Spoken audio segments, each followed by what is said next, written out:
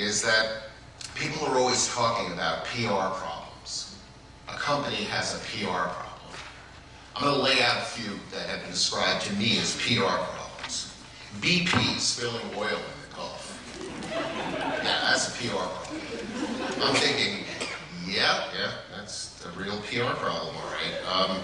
President Obama, he has a PR problem. I'm thinking, no, I think he has a Republican problem. But he has a PR problem, and then you read about his PR problem. Today, Penn State has a PR problem. I'm not even going to go there. Okay, Dominique Strauss-Kahn, read about that. Bad PR problem. Netflix.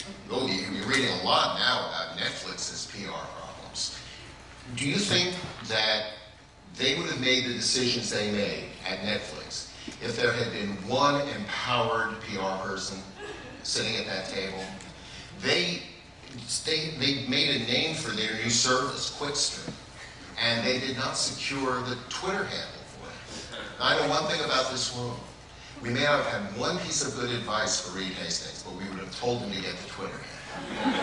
You know? And when Brian Stelter wrote the piece about it, never mind all the other strategies, that's the thing that grossed Brian Stelter out more than anything else, is that they didn't get the Twitter handle. It was like an emblem that said, "We're not thinking." You know? There's Bank of America. You know, the time period in which people are occupying Wall Street and saying the people are separate from the banking institutions. Somebody at Bank of America says, you know what, we really should charge people $5 for their bank.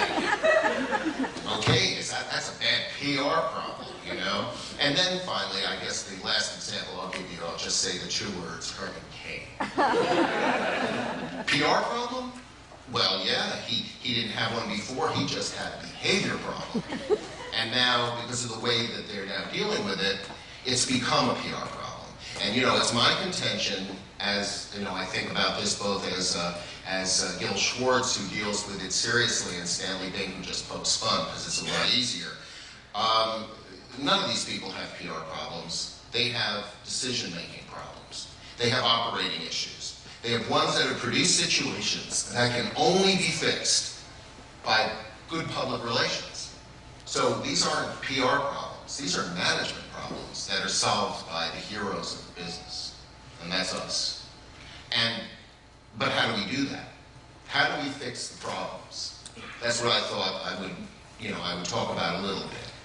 I think we have a choice as a discipline, and the choice is between being in front of the elephant during the parade or behind the elephant. And there'll be a quiz later about which you prefer. Most of the time, actually, you know, we're doing both. I mean, we're hopefully, if we report to the right person, we're in front of the elephant, and we're marching proudly and making sure the elephant doesn't, like, go off wandering and grazing in some horrible field somewhere, and, you know, you've got some control, maybe you even have the baton. And a lot of the time, the elephant, like, you know, steps on your head, and then you're behind it, and then, you know, I don't have to pursue that metaphor.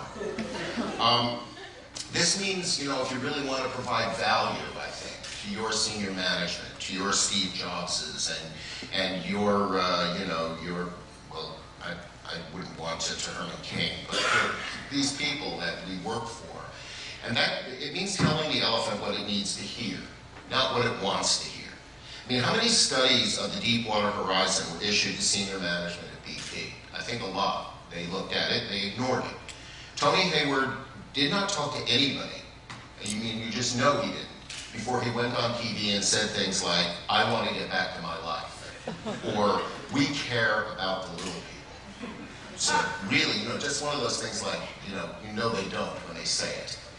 And you have to, you know, there's a combination. You manage information, you can frighten the elephant, you can cajole it, but you most of all have to have control of the process at the beginning so that you understand what could happen. I mean, one of our specialties is our ability to have nightmares. Our ability to say to somebody, if you do that, this will happen. And if you do it enough, then if you still have a job, they begin to say, should I do this or shouldn't I? It is that attempt to make the organization do the right thing that's at the heart of great public relations work, which actually ends up producing no public relations at all. No stories. You know, I mean, I have the Hippocratic Oath of PR on my wall. It's first, make no news. You know, I really believe that. At least it's a lot easier to have lunch that way. But a lot of